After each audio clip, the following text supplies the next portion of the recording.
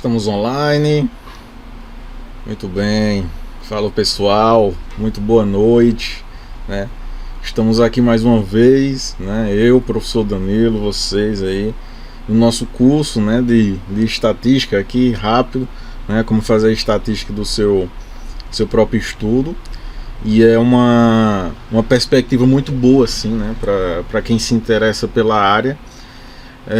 Eu quero parabenizar, né, quem assistiu aos 4 dias de aula, quem assistiu até aqui, e dizer que, assim, eu tenho certeza que quem está aqui hoje assistindo realmente tem vontade de aprender, tem um interesse muito grande aí dentro da pesquisa científica de uma maneira geral. E aí você tendo interesse, né, dentro da pesquisa científica, não tem como você não querer aprender sobre estatística, né, de uma maneira geral, que é algo que é um aspecto muito presente, né, dentro aí da pesquisa científica. Sempre a gente precisa realizar tabelas, gráficos, né, alguma estatística para demonstrar algo, né. Hoje nós teremos uma aula bem prática e bem específica, né, bem teórica mesmo.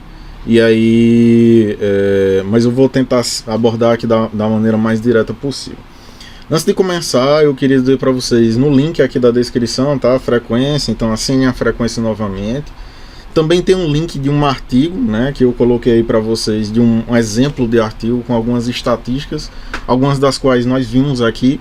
E aí vocês vão perceber que a maioria, né, das estatísticas que se faz dentro da pesquisa científica, ela vai girar, né, em torno aí desses conceitos, né, que nós vimos aí ao longo desses 4 dias.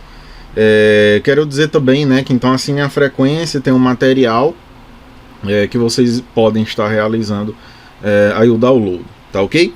Eu queria falar também que já estão abertas as inscrições, como vocês viram aí na introdução do curso. É o mais novo curso, né, da nossa plataforma, o Ciências Complicadas, que é essa plataforma aqui.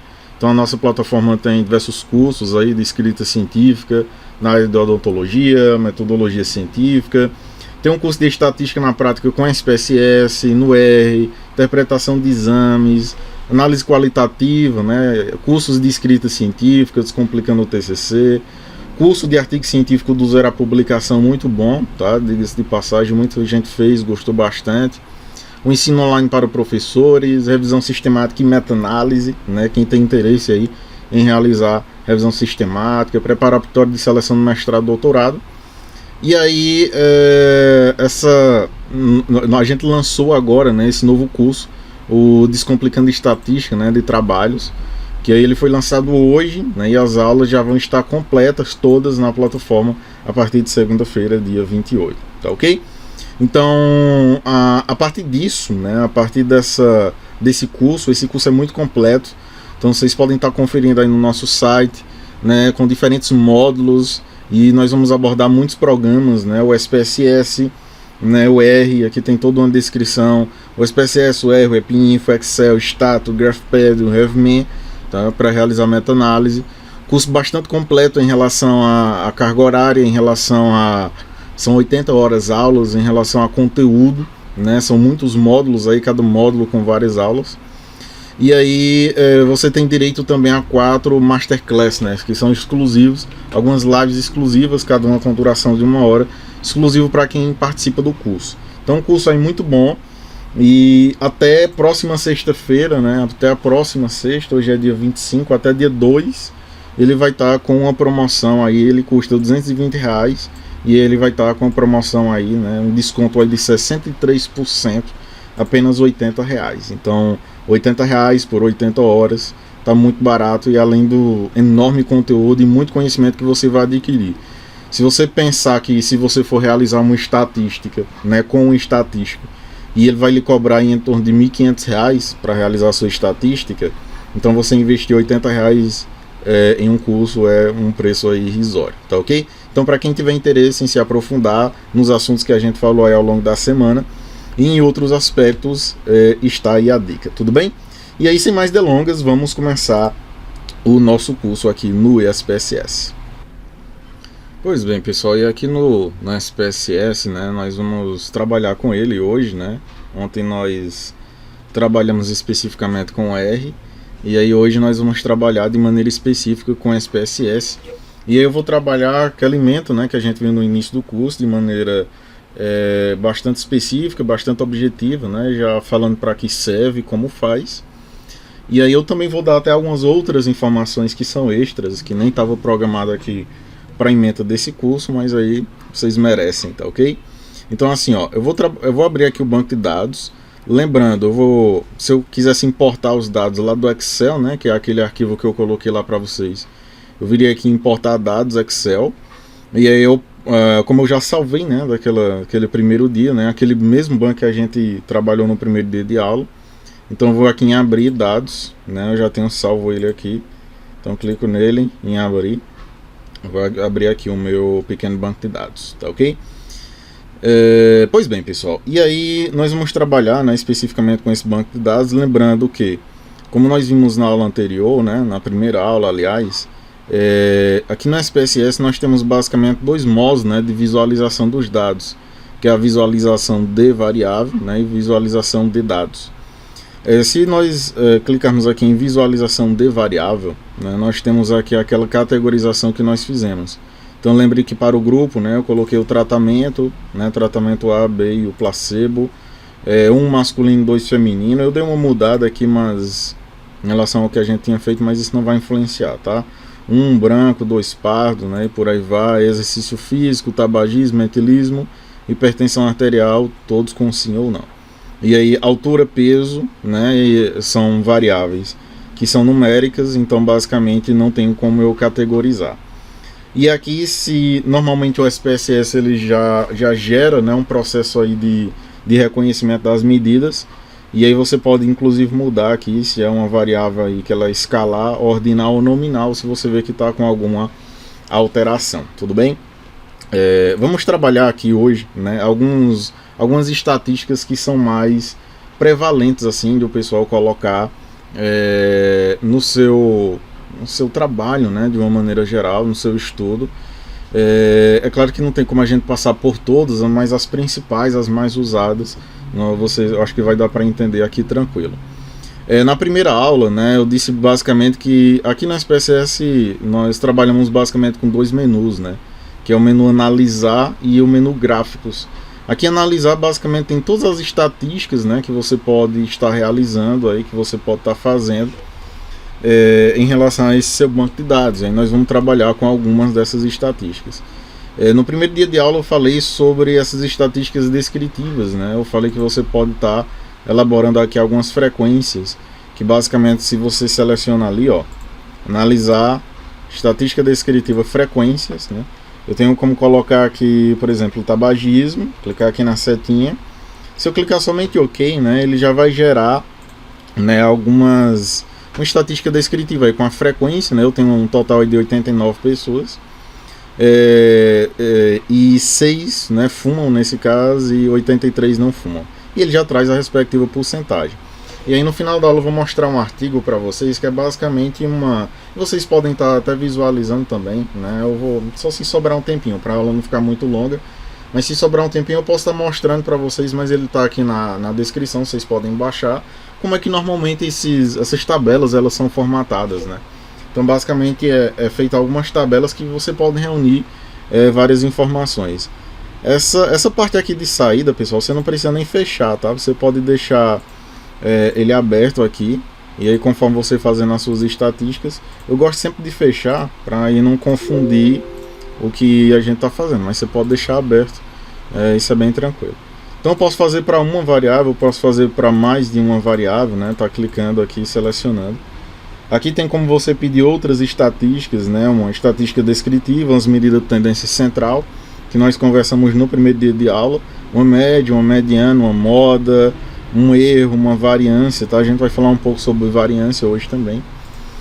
Caso você precise, pode estar solicitando algum gráfico, por exemplo, gráficos bem simples, um gráfico de barras. O SPSS ele não é um programa muito indicado assim para estar realizando gráfico. Existem alguns softwares, um que eu vou indicar, dois, aliás, que eu vou indicar especialmente para vocês. É o Minitab, tá? O Minitab e o GraphPad, o GraphPad Prisma, né? Que eles são dois softwares que eu particularmente gosto muito assim em relação na questão da elaboração gráfica, tá? Eu acho que eles geram gráficos muito bonitos assim visualmente, e que tem uma grande possibilidade de você estar movendo eles, né, alterando algumas coisas. Então por isso que eu acho bem interessante. Mas aqui no SPSS, caso seja do seu interesse, tem como também realizar alguns gráficos aí. Por exemplo, se eu colocar aqui gráfico de barras, né, clicar em OK, aí o software ele vai gerar, né, a estatística lá que eu pedi, as frequências, né, porcentagens, e aí ele vai gerar alguns gráficos de barras. Esses gráficos eles são configuráveis, né? Vocês viram lá que eu poderia colocar a frequência ou a porcentagem. No caso aqui, ó, se você dá 2 cliques, você pode estar fazendo essa configuração. Você pode estar inserindo, por exemplo, os rótulos aí de valor para que apareça o valor propriamente, né, da variável lá ou da porcentagem. Então ele dá para configurar a cor também nas últimas versões do SPSS. Eu falei sobre a estatística descritiva, né? Esse menu aqui, ó, analisar estatísticas descritivas para uma variável como, por exemplo, a altura. Então, se eu colocar ela para cá e simplesmente der um OK, vocês vão ver que vai aparecer o mínimo de altura, né? O máximo, a média e o desvio. Eu já vou falar uma parte de gráfico, tá? Ó, essa parte de gráfico aqui do SPSS, antes de eu falar de estatística. Aqui no construtor de gráfico, então se eu vier aqui gráfico, construtor de gráfico, né? OK.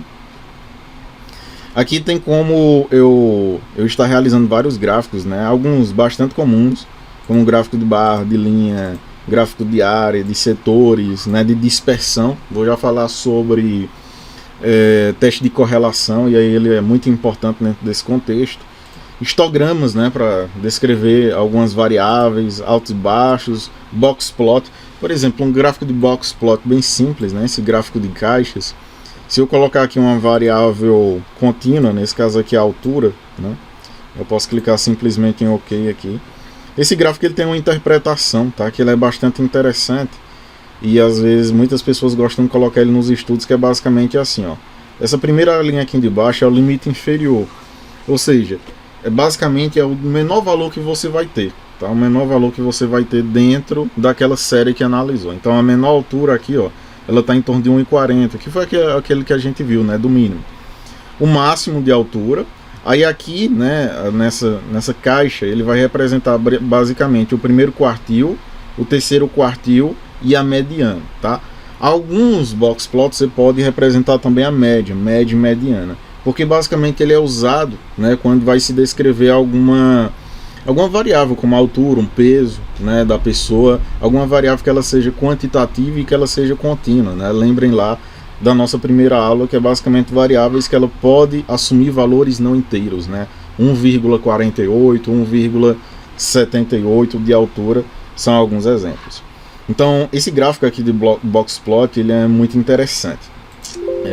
Assim como existem outros tipos de gráfico, ó. Se eu venho aqui em construtor de gráfico, tem outros, né, um gráfico de barra, se você precisar, que são gráficos relativamente simples. Eu acredito que todo mundo aí em algum momento da vida já elaborou um gráfico de barras, ou um gráfico de pixel, né, que hoje em dia não é nem muito aconselhável, né, o gráfico de setores aí. Não é nem muito aconselhável estar utilizando, porque ele já está um pouco defasado. Então evitem usar o gráfico de pixel aí nos estudos de vocês, tudo bem? Então essa parte de construtor de gráfico é bem simples. Alguns, né, que o pessoal costuma mais utilizar é um gráfico de barras, um gráfico de setores, o box plot. Uma recomendação que se tem, né? Danilo, quando é que eu vou usar uma tabela e quando é que eu vou colocar um gráfico? Aí tem uma recomendação bem específica que é assim, ó. Se você tiver muitas informações, né, a demonstrar, é mais adequado que você utilize uma tabela. Porque se, por exemplo, você quer demonstrar o sexo, a idade, se a pessoa fuma ou não, se bebe ou não, então são muitas informações. Às vezes, se você colocar num gráfico, né, ele vai ficar muito poluído, porque são muitas informações diferentes e é muita coisa em um gráfico só, então ele vai ficar meio poluído. O gráfico, né, ele é adequado quando você vai demonstrar poucas informações e você quer demonstrar uma questão específica. Por exemplo, você pode colocar um exemplo assim, ó, colocar aqui um construtor de gráfico, e aí, por exemplo, eu posso colocar aqui um box plot, né, múltiplo, em que eu vou representar a altura, né, aqui no eixo X, e eu vou dividir isso daí por grupos, né, aqui no eixo Y. E aí quando eu clico aqui em OK, ó, aqui eu teria que aumentar um pouco, né, diminuir um pouco a escala para vocês verem a diferença, mas basicamente, não vou fazer isso para não tomar muito tempo, mas basicamente aqui, ó, vocês podem ver que, por exemplo, as pessoas mais altas, vamos colocar assim, elas fazem parte do tratamento B, né, ó, em relação as pessoas aqui do tratamento A e do placebo, elas tiveram, não são pessoas que elas tiveram a menor altura, ó, pelo limite inferior, só olhando assim de relance, tá?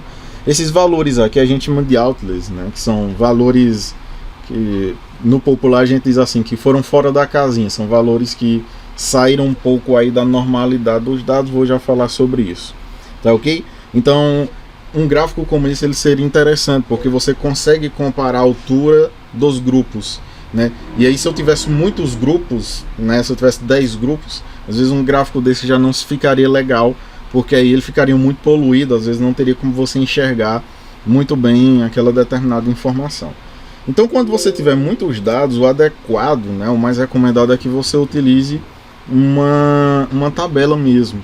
E aí quando você tiver poucos dados ou você quiser demonstrar alguma questão específica, aí você pode estar utilizando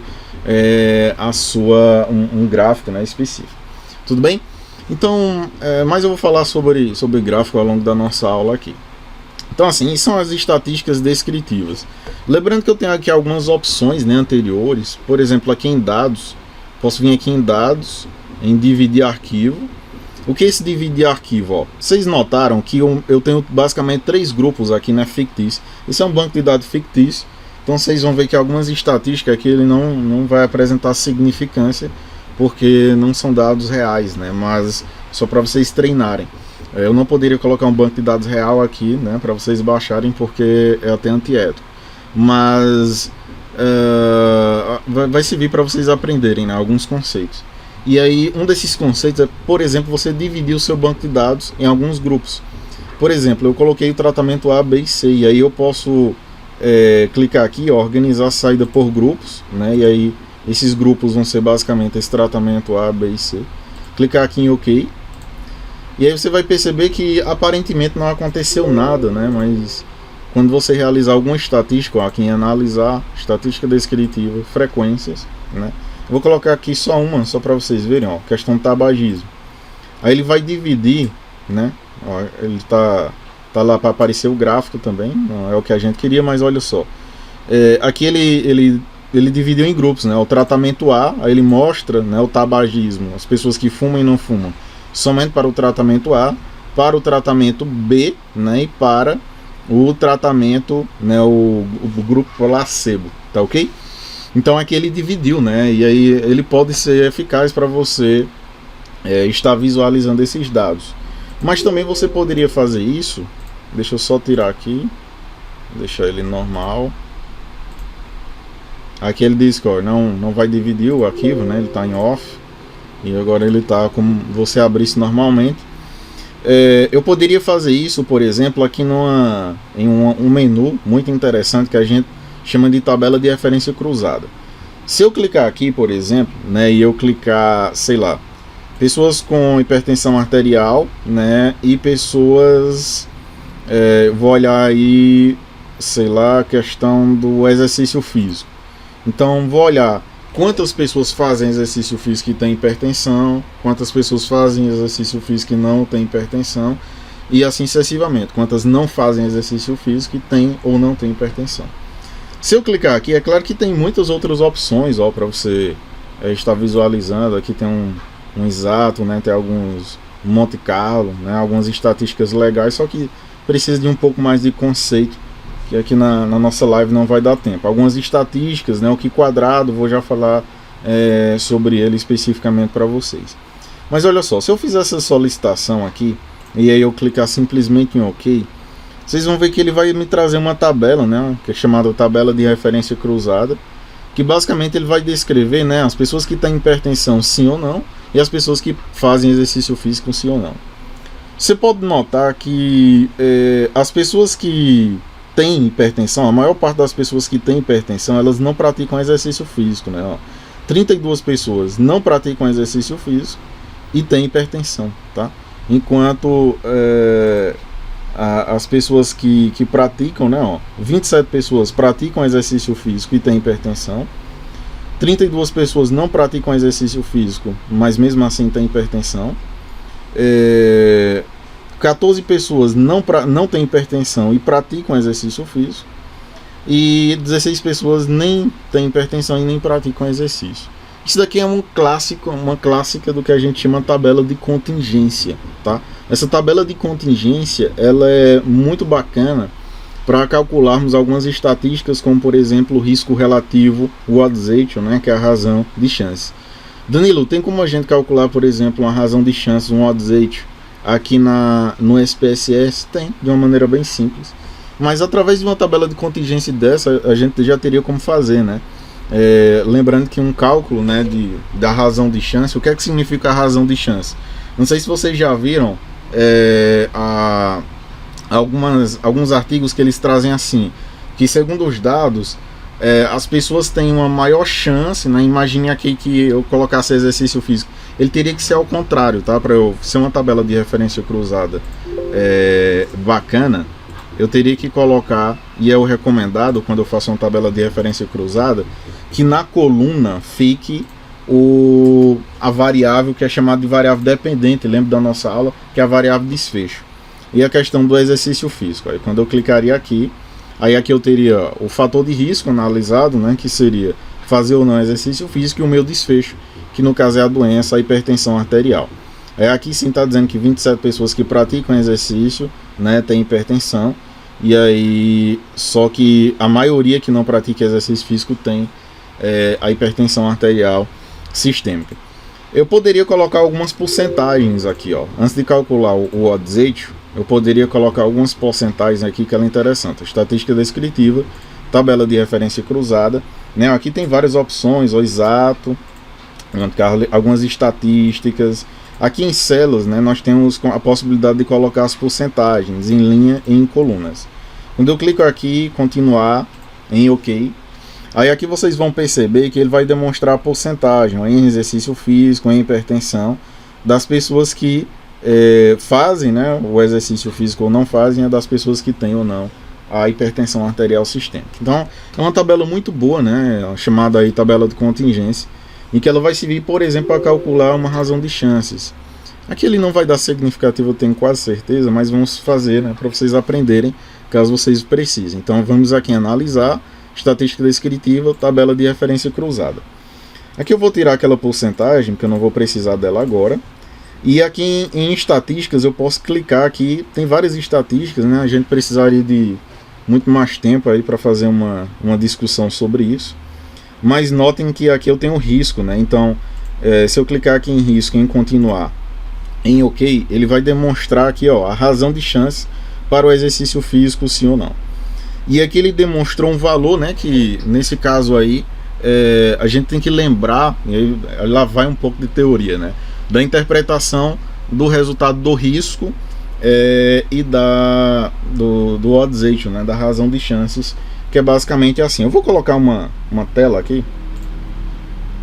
Eu acho que está aparecendo aí para vocês, só para eu conseguir escrever algumas coisas aqui, beleza? Olha só, a interpretação, seja do risco relativo ou do odds ratio, ele é basicamente realizado da seguinte maneira: quando o resultado dessas estatísticas elas são igual a 1, quando elas são igual a 1, isso daí ele representa uma certa ausência de efeito. Está dizendo que basicamente não dá efeito. Quando ele é maior do que 1, isso daí vai representar ou risco ou a chance, né? Danilo, que letra foi essa? É assim mesmo. E se ele for menor do que 1, ele vai representar um fator protetor.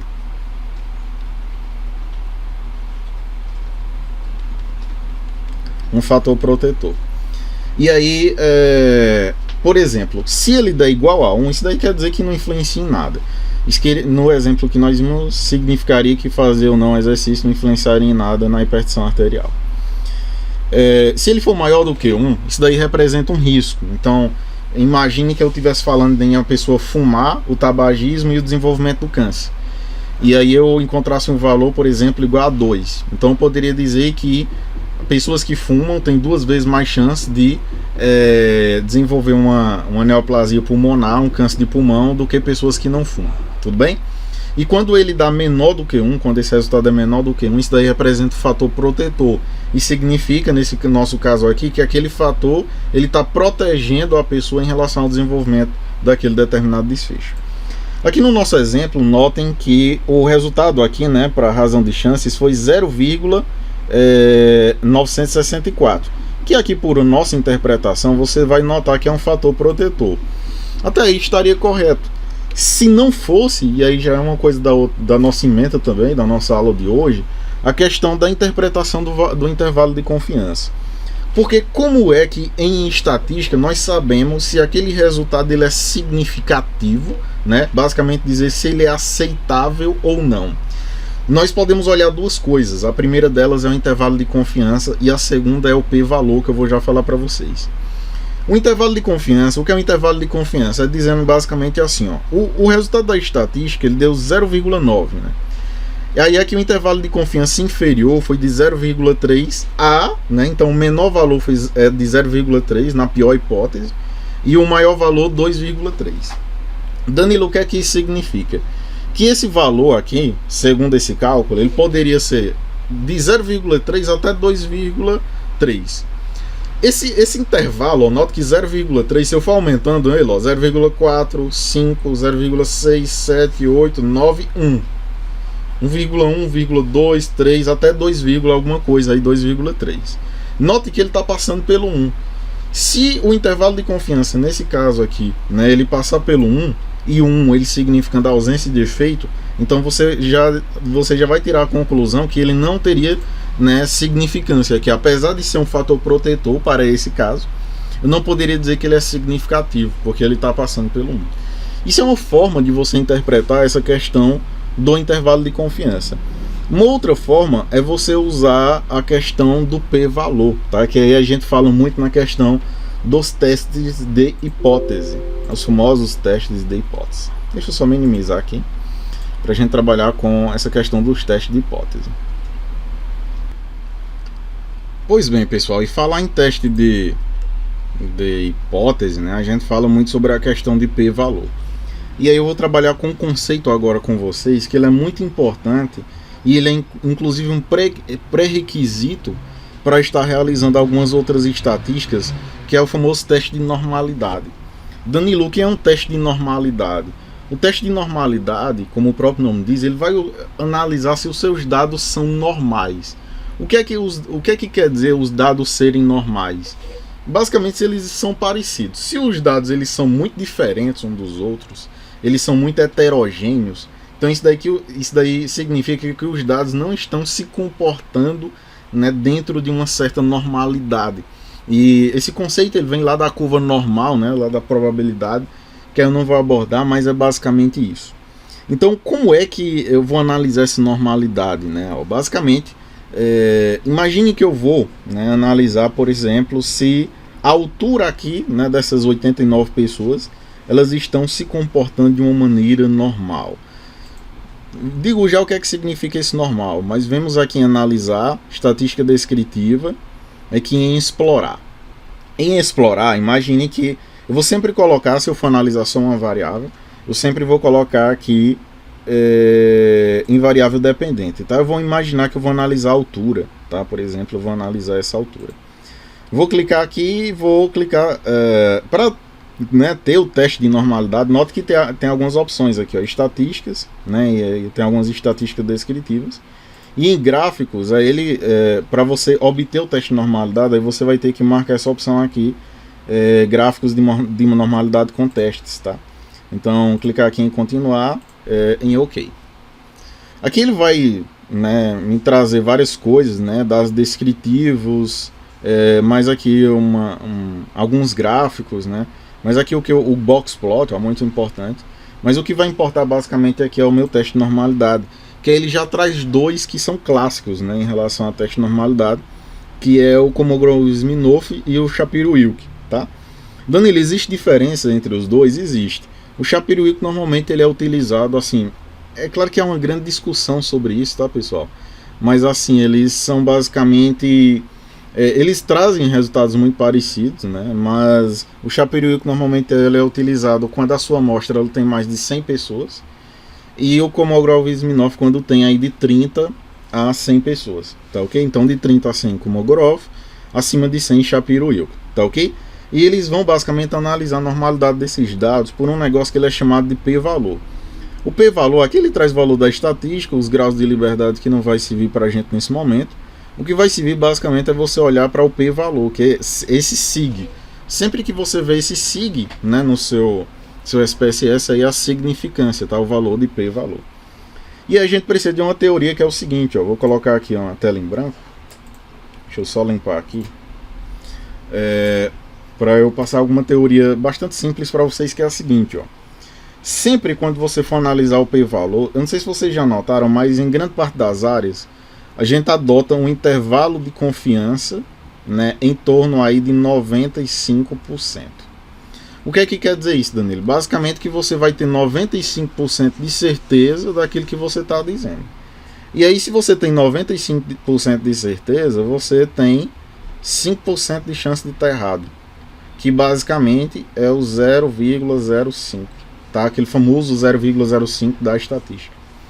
E aí a gente sempre faz uma adoção assim, ó. Sempre que o p-valor, esse valor de p, ele é maior do que 0,05, nós dizemos que aquela determinada estatística, ela não é significativa. Então a gente sempre interpreta dizendo que não há significância. Vou colocar só sig, não há significância.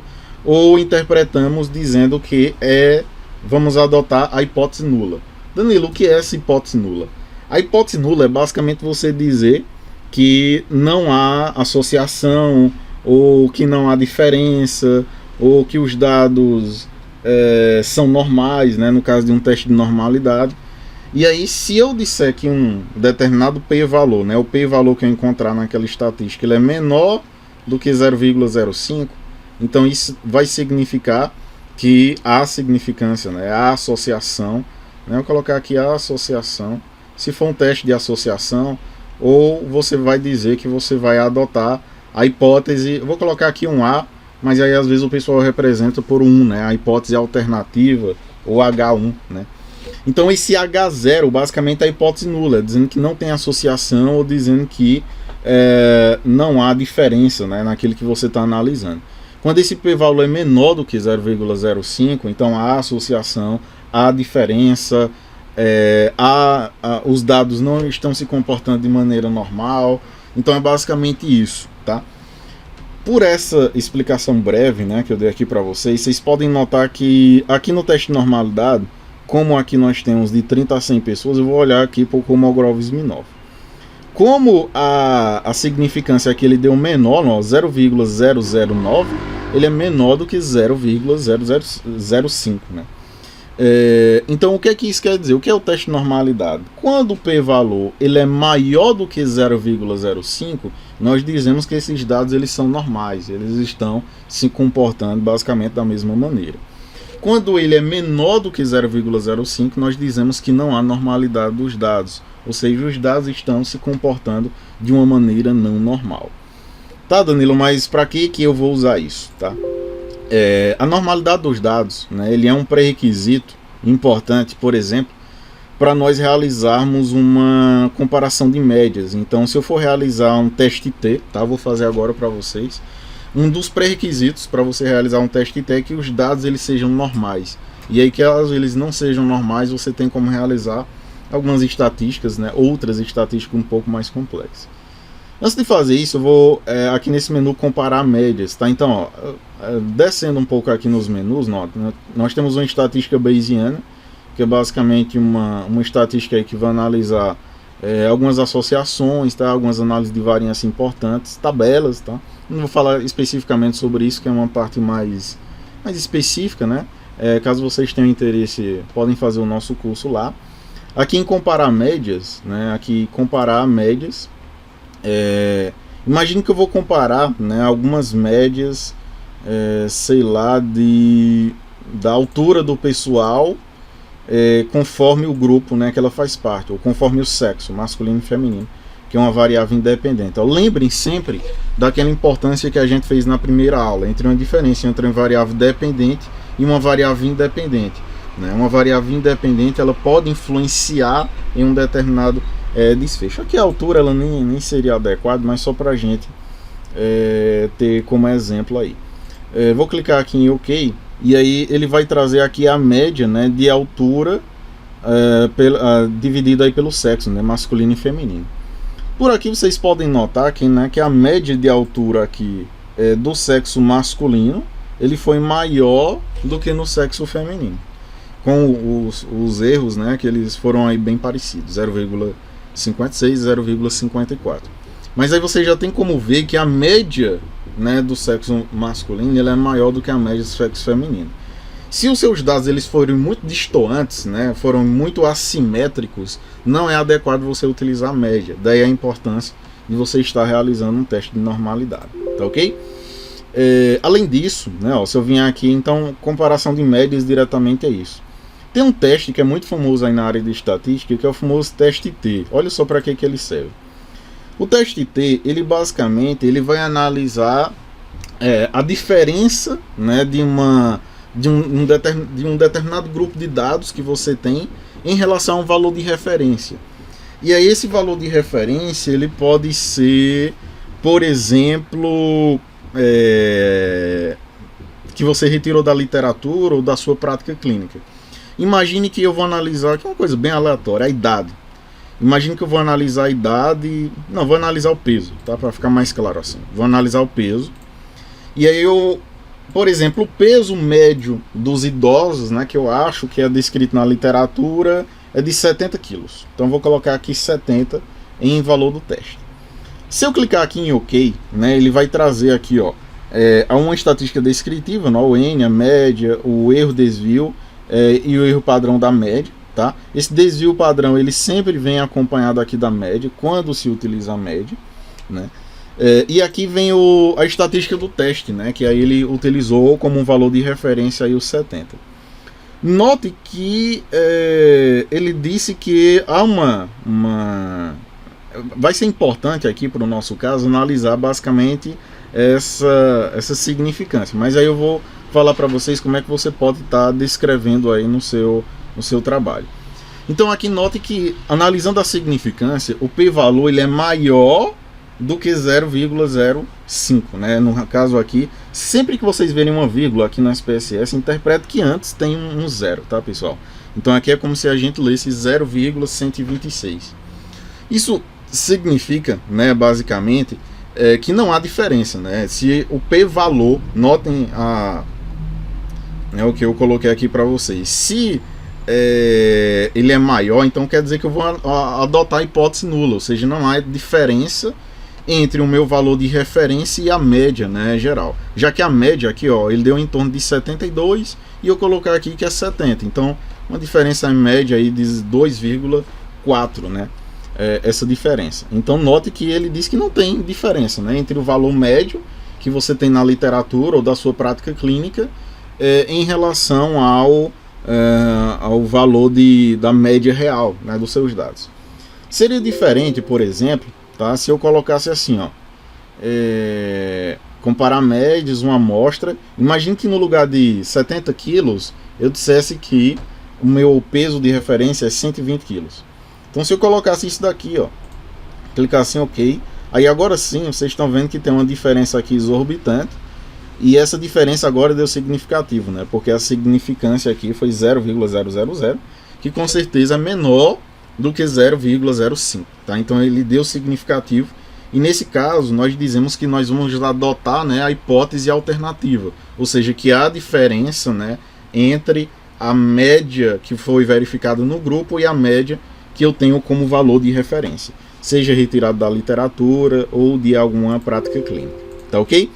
Então, essa é uma estatística, né, muito comum do pessoal utilizar, que ela é chamada de um teste T. E uma outra estatística que você pode fazer também, pessoal, além dessa amostra, né, que a gente fez aqui com o valor de referência, seria a questão de você analisar amostras independentes, né, que seria um outro aspecto aí. Um teste T, né, para amostras independentes. Danilo, o que é que significa isso? Tá? Vou retirar aqui, eu já tinha feito um teste aqui previamente.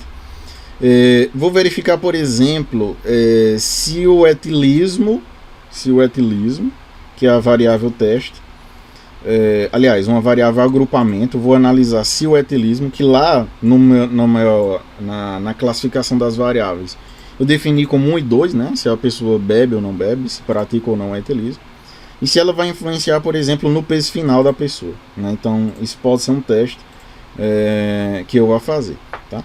Então, de maneira bem simples, né, colocando aqui esses valores, se eu clicar aqui em OK, ele vai me trazer basicamente, nota que primeiro aqui ele traz a questão do peso, né, a média de peso, para pessoas que bebem e que não bebem. Então, vocês podem notar que as pessoas que bebem, apesar de ser um pequeno número, você teria que considerar isso também, elas têm um maior peso médio, né? Então é uma variável que você tem que considerar.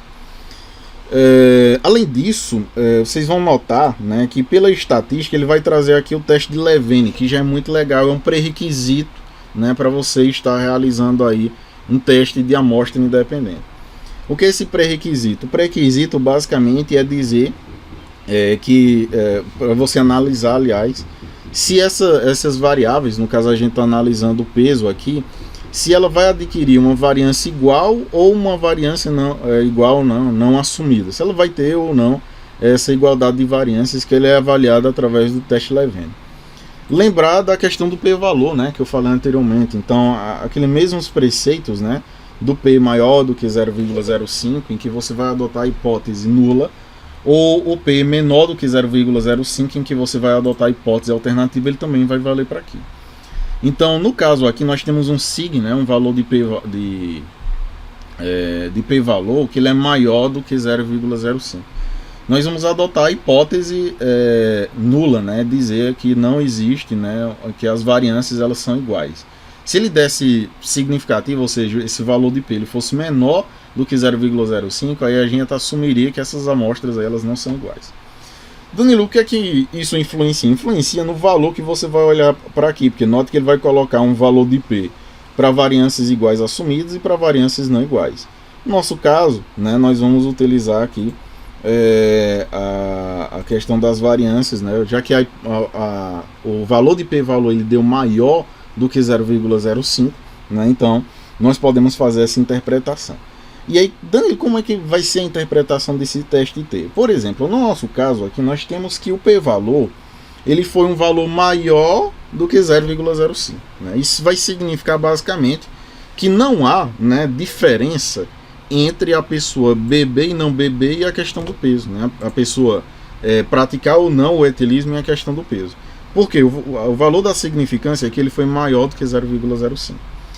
Se ele fosse significativo aqui, né, fosse um valor menor do que 0,05, isso daí basicamente representaria que beber, né, a pessoa ingerir bebida alcoólica ou não, vai diferenciar no peso, ou seja, vai influenciar no peso da pessoa. No nosso caso aqui, para esse grupo, né, de maneira um pouco fictícia, aí ele não vai ter essa diferença. Danilo, como é que eu descreveria basicamente essa estatística lá no meu trabalho? Então você poderia colocar o valor de T aqui, né, do teste, e aí esse valor de T você poderia colocar aqui, normalmente o pessoal descreve assim, imagine que deu significativo, né? Porque se não deu, geralmente o pessoal não coloca, mas quando dá significativo o pessoal coloca assim, que houve uma diferença, né, estatisticamente significativa entre as pessoas etilistas, né, no nosso caso aqui, e o peso, né? E aí o pessoal costuma colocar o valor de T, que nesse caso aqui 1,7, né, 7,5, entre parênteses o grau de liberdade 87, e aí coloca o p-valor, né, se ele foi menor do que 0,05 ou maior do que 0,05. Então esse é um teste T. Lembrar que o teste T aqui, como a gente usou, ele só pode ser usado quando você tem uma determinada variável em que você só tem duas opções. No nosso caso lá só era sim ou não. Se você tiver mais de 3 opções, aí você não vai ter como usar esse teste aqui para amostras independentes. Você vai ter que usar o testes aí do ANOVA, né, que é análise de variância unidirecional.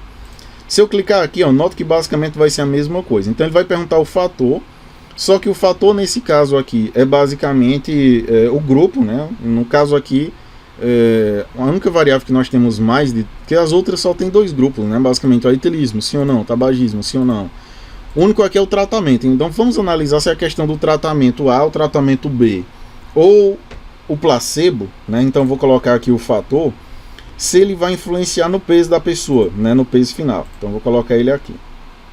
É claro que tem umas opções aqui, ó, tem algumas estatísticas um pouco mais avançadas, a posteriori, que é basicamente um teste de pós-hoc, né? Chamado de pós-hoc, que é que de maneira mais atual é chamado de posteriori. Que é basicamente ele vai dizer, né, o que é que eu vou testar com isso daqui. Se a pessoa que ela fez o tratamento A, ou o tratamento B, ou o placebo, se ela utilizou algum dos 3 medicamentos, se o uso desse medicamento influenciou no peso da pessoa. E aí, se o resultado for significativo, a gente poderia usar um teste pós-hoc, né, ou de Bonferroni, que é muito solicitado aí, mas é um teste também bem específico. Mas é muito solicitado pelas revistas, né, quando você vai publicar um artigo científico. Então se eu clicar aqui, ó, né, eu clicar em OK, aí note que aqui ele vai trazer uma nova, né, entre os grupos. Eu também poderia ter solicitado, né, deixa eu voltar lá, eu vou fazer essa nova, comparar médias, a nova.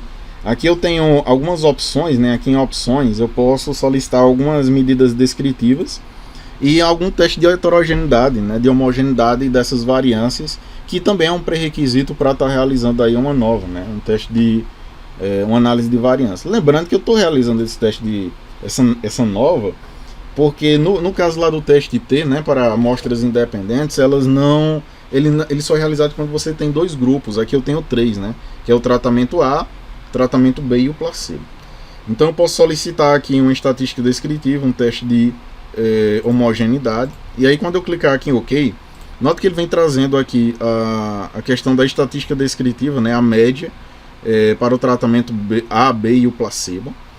O teste de homogeneidade, né, e aí a gente tem que lembrar de novo a questão da estatística de Levene. No nosso caso aqui eu já não poderia usar esse teste, tá? Porque a estatística, não é que eu não poderia usar, mas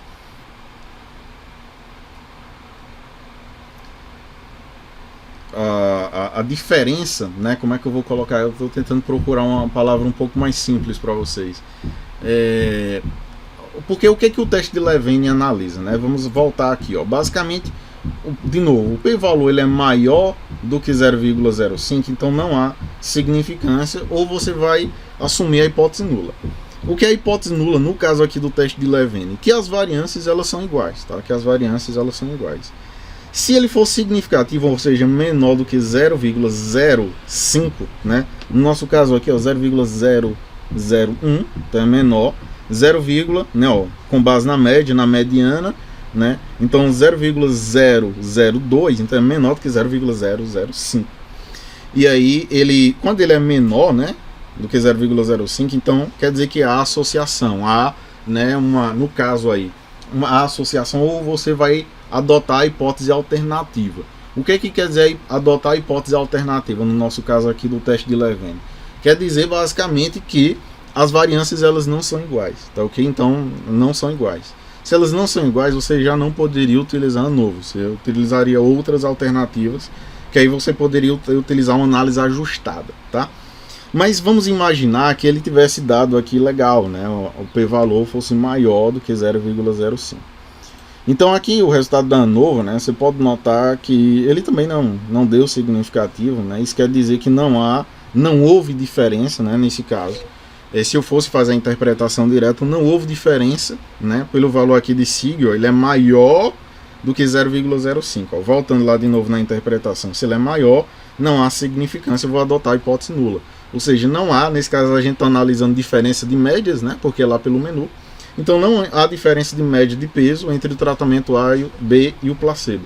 Ou seja, a pessoa tomar a medicação A, medicação B ou placebo, não influenciou de nenhuma maneira a questão do peso da pessoa.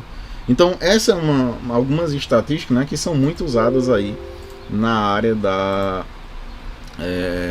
escrita científica, da produção de artigos acadêmicos de uma maneira geral. Tá? Então, em relação a comparar médias, esses são basicamente um dos principais itens que são utilizados. Existem algumas novas, multivariados, univariados, que a gente pode estar realizando aqui por esse modelo linear geral, né? Mas aí a gente iria precisar de uns conceitos bem mais aprofundados, e aí isso a gente discute lá dentro do nosso curso, beleza? Lá no nosso site. Um outro menu, então tem outras coisas aqui, né? Modelos lineares generalizados, modelos mistos, né? Uma outra estatística que o pessoal utiliza muito é a questão de correlacionar, né? Uma correlação bivariada, que nós vamos trabalhar com ela agora.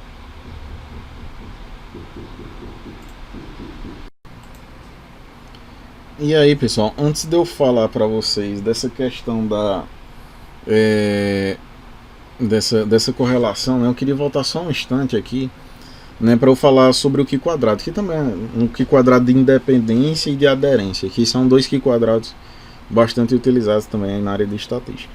Ó, se eu venho aqui analisar estatística descritiva, tabela de referência cruzada, né, deixa eu tirar aqui.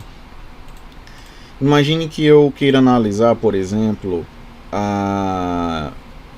como estava anteriormente, vamos colocar na coluna aqui, né, na linha, aliás, um determinado desfecho, por exemplo, a hipertensão e o exercício físico, né? Vamos analisar o que é o Q quadrado da independência. O Q quadrado da independência, ela vai verificar justamente a independência, né, se duas variáveis elas são ou não independentes, ou seja, se uma tem relação com outra ou não, ok?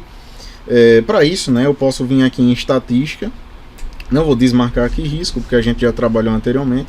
E eu posso deixar marcado o Q quadrado e coeficiente coeficiente de contingência, o V de creme e o φ, tá?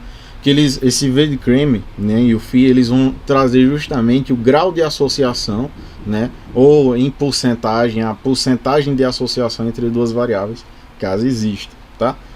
Se eu clicar aqui em OK, tá? Então, só conferir aqui, pedir o Q quadrado, OK. E aí ele vai me trazer aqui, por exemplo, o Q quadrado de Pearson, né? E aqui ele diz que é justamente essa questão da associação, né? Ele tem o Q quadrado de Pearson, correção de continuidade, a razão de verossimilhança.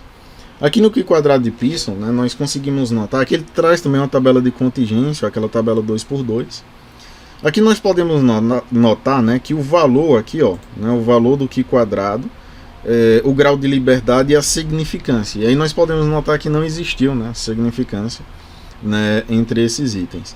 Tanto é que o valor aqui da medida, né, o valor do φ e do V de creme, ele foi bem próximo a zero aí, né? Então basicamente não há associação.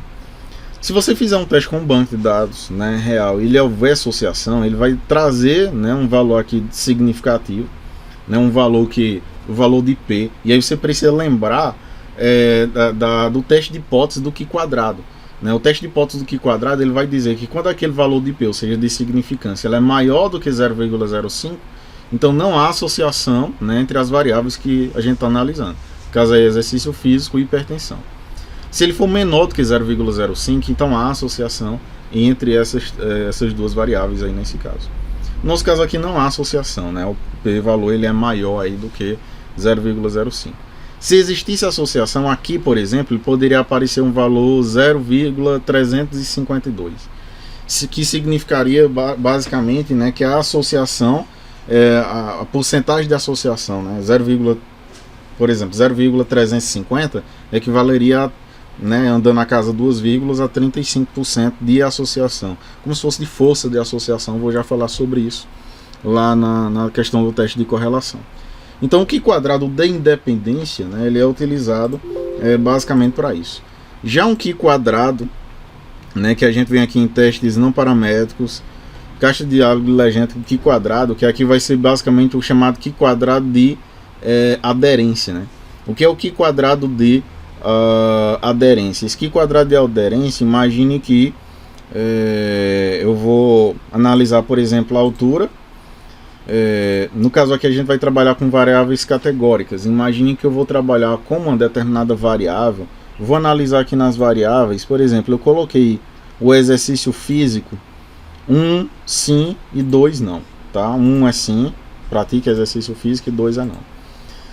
Lembrar que aqui nos testes não paramétricos, né, o Q quadrado, no caso a gente trabalha com variáveis categóricas, né, e não com variáveis quantitativas.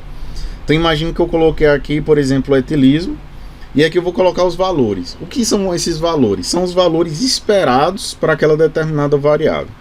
Os valores que você vai inserir aqui, eles têm que estar na mesma ordem que você inseriu lá na sua categorização. Então, se 1 era sim, 2 era não.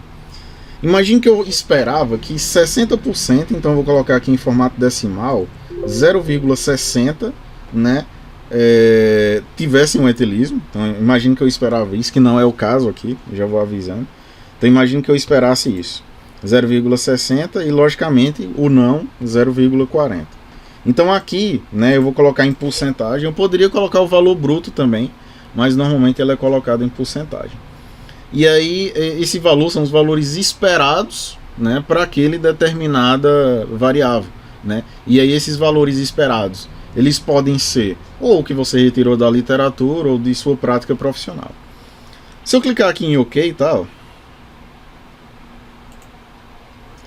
Se eu clicar aqui em OK, aí note que ele vai trazer aqui a questão do Q quadrado, né, do resultado de Q quadrado. E aí note que ele trouxe aqui o valor de significância. Eu não sei se vocês notaram anteriormente, ele traz um aviso assim, ó, que 0 células, 0,00%, possuem frequências esperadas menores do que 5. Tá? Por quê? Ele sempre espera, né, uma determinada frequência aqui, a partir do valor que você informou, uma determinada frequência para esses valores, tá ok? Que ele espera. E aí, se for menor do que 5, aí você não poderia usar, né, esse teste de Q quadrado, porque é um pré-requisito essas células esperadas, né, possuir um fator aí, né, uma quantidade menor do que 5. Então, assim, note que, como eu informei lá, né, que as taxas eram de 53% e 35%, o resultado aqui da significância, ele já está com a setinha aqui apontada, ele deu 0,000, que é menor do que 0,05, ou seja, isso quer dizer que basicamente, né, há uma diferença entre o valor que eu esperava, né, o valor que era esperado, e o valor que foi o resultado normal. Se eu fosse analisar qual era o normal, vou rodar uma estatística bem breve aqui, que foi em relação ao etilismo. Etilismo, estatística em relação à frequência. A frequência aqui foi que apenas 3% era sim e 96% não, né? Se eu agora inserir uma frequência esperada parecida com essa, ó, vamos olhar o que é que acontece. Então, em torno de 3%, vou colocar lá, ó. Teste não paramétricos, Q quadrado. Agora eu vou, em vez de ser 0,06, vou colocar 3%, é 0,03, tá? Aliás, 0,3, exato. Eu vou remover essas daqui, 0,03. E a outra em torno de 96, não era isso? 96%. Que era pro sim e pro não. Se eu clicar em OK agora, aí você vai notar que agora a significância ela deu maior do que 0,05. Ou seja, ela deu 0,0851. E significa que a gente, tomando de novo aquela questão da hipótese nula e hipótese alternativa, ó, a gente vai adotar a hipótese nula. Ou seja, não há, né, diferença entre o observado e o esperado. Isso é uma questão muito boa, né, para o seu estudo. Ou não, ou vai depender aí da sua hipótese. Mas essa questão de trabalhar com hipótese nula e alternativa, ela é basicamente isso, tá ok? E é claro que aqui a gente tem outras opções, né? A questão de teste de previsão, ou alguns outros testes não paramétricos, escalares. Temos estatísticas de regressão, que é uma estatística que faz alguns testes de relação. Vou falar agora, aliás, sobre teste de correlação bivariada. No caso aqui a regressão ela também faz uma relação entre algumas variáveis, mas aí você consegue fazer alguns ajustes, né? A gente precisaria um pouco mais de tempo, né, e de teoria para entender um pouco isso. Mas eu acredito que essas são as estatísticas mais trabalhadas. A gente trabalhou com estatística descritiva, com Q quadrado, comparação de médias, né, a questão do Q quadrado aqui. E eu vou falar agora da ANOVA, que o pessoal faz muito. E eu vou falar agora do teste de correlação, tá? Para a gente finalizar a nossa aula, para não ficar muito extenso, que já está ficando um pouco tarde. E aí eu gosto de falar demais, o tempo acaba passando muito rápido, tá? Então eu vou falar agora sobre essa estatística, essa correlação bivariada. Primeiro, o que é esse teste de correlação bivariada, né, que é chamado teste de correlação de Pearson, né, o de Spearman, vou já explicar a diferença. Ela vai, o nome bivariado, ele já está trazendo que vai analisar a relação entre duas variáveis, né? Ou seja, essa variável ela tem relação, elas se relacionam uma com a outra. Se elas se relacionam, qual é a força, né, dessa correlação, né, que a gente chama de correlação de Pearson ou de Spearman. Então é justamente sobre ela que eu vou falar agora, e ela é também uma estatística que é muito usada dentro da pesquisa científica de uma maneira geral. Então venho aqui analisar, correlacionar, bivariada. Pois bem, pessoal, e falando aqui de correlação, né, bivariada, né, esse teste de correlação ele vai avaliar essa relação entre duas variáveis. Então é justamente o que a gente vai fazer. Eu vou escolher duas aleatórias aqui, lembrando que essa correlação, no nosso caso aqui, ela tem que ser realizada, ela vai ser realizada, né, a partir de duas variáveis contínuas, né, como vocês vão ver eu colocando aqui.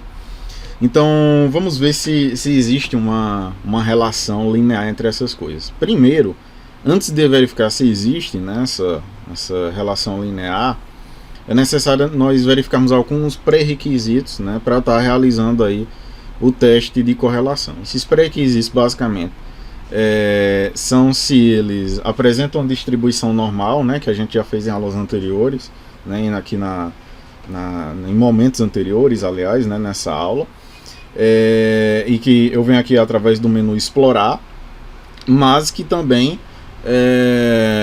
eu não vou fazer para não pegar muito tempo aí. E aí você tem uma outra opção, né, de estar verificando, além dessa questão dela ter essa normalidade ou não, e aí você vai verificar aqueles pré-requisitos. Essas variáveis elas têm que estar em uma escala linear. O que é que significa isso? O que é que são duas coisas lineares? Que conforme eu aumentar uma, a outra vai diminuir, ou vice-versa. Conforme eu aumentar uma, a outra vai diminuir, ou conforme eu aumentar a outra vai subir também. Então isso vai depender. Como é que eu vou verificar isso? Eu posso verificar isso de maneira bem simples através de um gráfico, né? Um gráfico aqui, que é o gráfico de dispersão, né? Um gráfico de dispersão simples, que nesse caso aqui vai ser esse gráfico aqui. No caso desse gráfico de dispersão, tá? Eu vou analisar duas variáveis. Analisar, por exemplo, deixa eu ver, não seria adequado, mas eu vou colocar aqui a idade, só para a gente ter uma visualização. A idade e o peso final aqui, o peso 3, tá? Geralmente aqui no Y se coloca a variável dependente, o desfecho, e a idade a variável independente, tá ok? Clicar aqui em OK, e aí vocês vão notar aqui, por aqui eu já estou vendo que não vai ter muita relação não, tá ok? Porque geralmente quando se faz esse gráfico, né, e aqui eu poderia colocar uma linha de tendência, mas fazendo uma linha imaginária, você está vendo que a linha ela está mais ou menos assim, ó, como se tivesse reta. Se eu traçar uma linha imaginária aqui pelo centro, é como se essa linha tivesse reta. Seria diferente se os dados estivessem assim, ó, subindo, né, que conforme eu aumentasse a idade, eu aumentaria também o peso, ou ele tivesse assim descendo, né? Conforme eu aumentasse a idade, o peso diminuiria, né? Que não faria também muito sentido. Então por aqui eu já estou vendo que a questão da homocedasticidade, né? Que é muito falada aí dentro da estatística, e que é um pré-requisito para a análise de correlação, ela não foi atendida.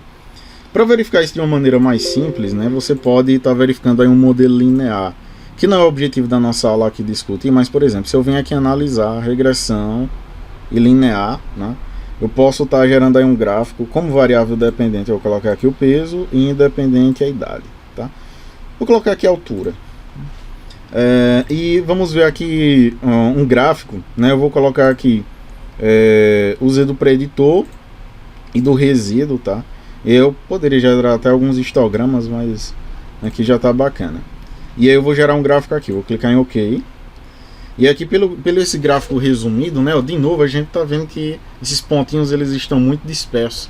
Vocês podem dar uma pesquisada nessa questão da interpretação do gráfico, né, de dispersão, que basicamente ou ele vai ser um gráfico ascendente, ou ele vai ter uma linha reta aqui no meio, ou descendente, né, que vai representar se esses dados eles apresentam essa relação ou não, né, essa relação linear ou não. Como ele não apresentou, tá? Se ele tivesse apresentado essa linearidade, né, para fazer o teste de correlação, eu viria aqui em correlacionar bivariada. Se ele tivesse apresentado uma certa linearidade, eu utilizaria o teste de correlação de Pearson, tá? Como ele não apresentou, eu vou utilizar um teste de correlação não paramétrica, e aí nós temos o Talbot de Kendall ou Spearman. O Spearman, no caso aqui, ele é menos conservador do que o de Pearson, tá? São basicamente, o que é um teste de correlação? Basicamente você vai fazer um cálculo, e aí você vai ter como resultado um número que ele vai variar de -1 a +1. Sendo +1, né, uma correlação positiva perfeita, e -1 uma correlação negativa perfeita. E 0 que não tem relação nenhuma. O que é que significa isso? Se eu fizesse um cálculo aqui, vamos fazer um cálculo aqui aleatório. Por exemplo, ela é a relação entre duas variáveis. Então eu vou colocar aqui idade e vou colocar o peso. Tá? Vou marcar aqui o Spearman, vou clicar aqui em OK. Note que a correlação aqui, ó, ela apresentou-se, né, significativa, e foi uma relação, né, inversamente proporcional. O que é que significa isso? Que teoricamente aqui, é claro que não, eu estou colocando aqui aleatoriamente, mas teoricamente, né, quanto maior a idade, né, menor vai ser o peso aqui, né? Ou quanto menor a idade, maior o peso. Como é que eu sei disso? Porque o resultado aqui ele deu negativo, ó. Note que o resultado dele deu negativo. A negatividade ele significa que as variáveis elas são inversamente proporcionais. Se ele tivesse dado um resultado positivo, eu saberia que essas variáveis elas são diretamente proporcionais, ou seja, conforme aumentar uma, a outra também aumentará. E aí eu sei que ele deu significativo porque o valor aqui, né, de p-valor ele foi menor do que 0,05. Tá? E a gente já viu que quando acontece isso, a gente vai dizer que essas duas variáveis têm associação.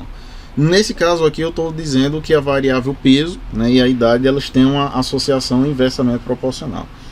É claro que é um resultado aqui que a gente só está fazendo a nível de exemplificação mesmo. Eu não poderia colocar ele num trabalho, porque não são variáveis que eu poderia estar utilizando e não são variáveis reais também. Mas e se você fizer com variáveis suas, você vai notar que aqui ele poderia dar um resultado assim, 0,853.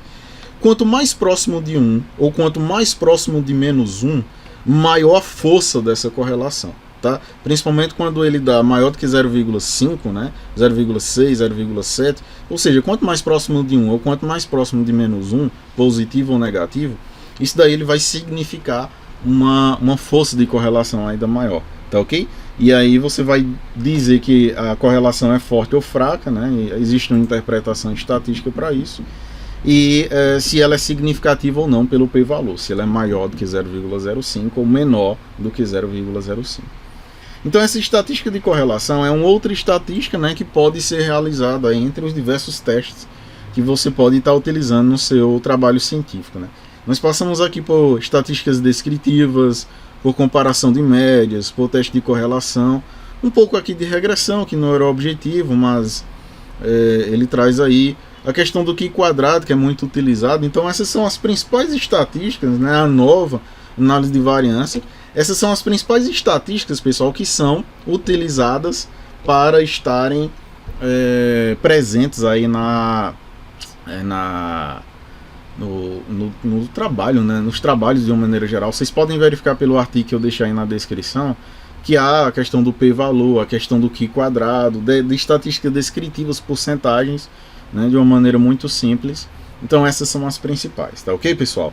Então assim, eu vou encerrando a aula por aqui, porque a gente já está passando um pouquinho aí do horário programado, mas essas são as estatísticas mais utilizadas. E aí quem quiser se aprofundar, né, um pouco mais, como eu descrevi, vocês podem estar adquirindo o curso aí no nosso site, que aí eu vou abordar essas estatísticas e outras, né, de uma maneira bem mais detalhada. E eu acredito que, assim, pelo que eu falei, para quem não conhecia, né, um pouco da estatística ou nunca tinha tido contato com o programa, eu acredito que agora já tem um maior aporte. É claro que não dá para sair daqui com um curso de curta duração expert, né, na estatística, mas pelo menos aquele start inicial, que é o meu objetivo, eu acredito que deu para despertar bem em vocês. Eu queria agradecer enormemente a presença de todos aqui na nossa live, na nossa aula. Eu vou estar sorteando uma bolsa e eu vou fazer o seguinte: para sortear a bolsa, eu quero que vocês façam perguntas nos comentários, não é nos chats. Em relação a alguma dúvida que você ficou, pode ser de qualquer um dos dias, faz uma pergunta nesse vídeo, tá? Nos comentários, não é no chat, porque o chat depois desaparece, nos comentários mesmo. Quem tiver interesse, faz uma pergunta lá, que aí entre as perguntas eu vou estar sorteando 3 bolsas daquele curso que eu mostrei lá para vocês. Daquele curso lá, eu estou sorteando 3 bolsas para você assistir às aulas inteiramente gratuitas e você está se aprofundando um pouco mais aí na questão estatística, se for seu interesse. Tá ok, pessoal? Então, assim, quero agradecer enormemente a presença de todos. Os certificados, segunda-feira, eles começaram a ser enviados e aí vai chegar no seu e-mail, tá? Para você baixar ele no formato PDF. Tá ok, pessoal? Então, assim, eu quero agradecer enormemente a presença de cada um de vocês. Um beijo no coração de todos, muito obrigado e até mais, até o nosso próximo curso. Fica ligado nas redes sociais, aqui no canal do YouTube, que sempre tem curso gratuito, sempre tem cursos novos para a gente estar aumentando aí o nosso nível de conhecimento na área de pesquisa científica e de escrita científica. Tá ok, pessoal? Um beijo no coração, boa noite a todos.